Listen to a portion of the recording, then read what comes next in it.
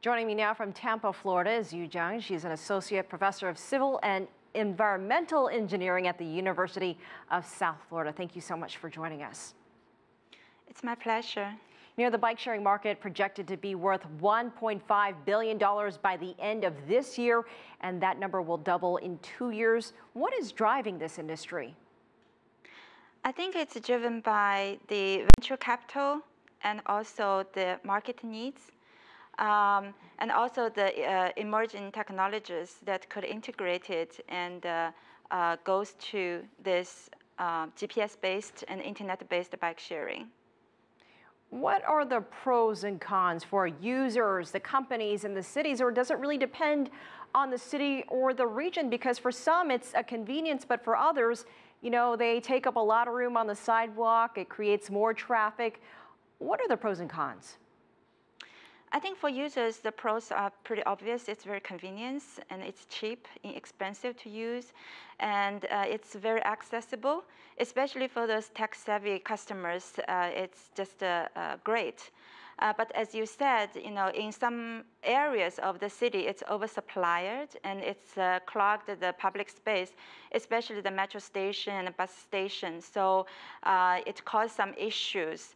And that's kind of the cons for the city. But the pros for the city is that the bike sharing helps solve the first mile and the last mile problem. And it encourages people to use the public transportation because it can help them to achieve a seamless multimodal transportation transfer.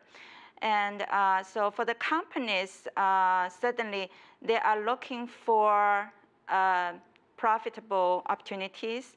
And especially for those startup companies like Mobike, it's kind of a new business model for them, and it attracts lots of venture capital.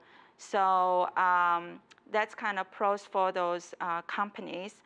But certainly now, I think because of the new guideline from the central government, there will be more specifications of the regulations and the rules for the bike sharing companies. So they are facing more requirements, and they will encounter more and higher operating costs in the near future. Yeah, and in some of the bigger cities, there's competition among multiple bike companies. There are several in Beijing, also in New York City. So will riders use whatever is convenient to their location, or is it more about building brand loyalty with all of these different competitive companies?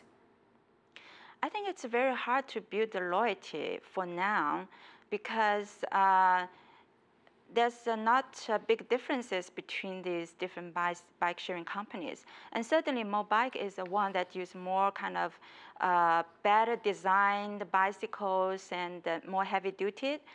But for many other companies, they're pretty much the same.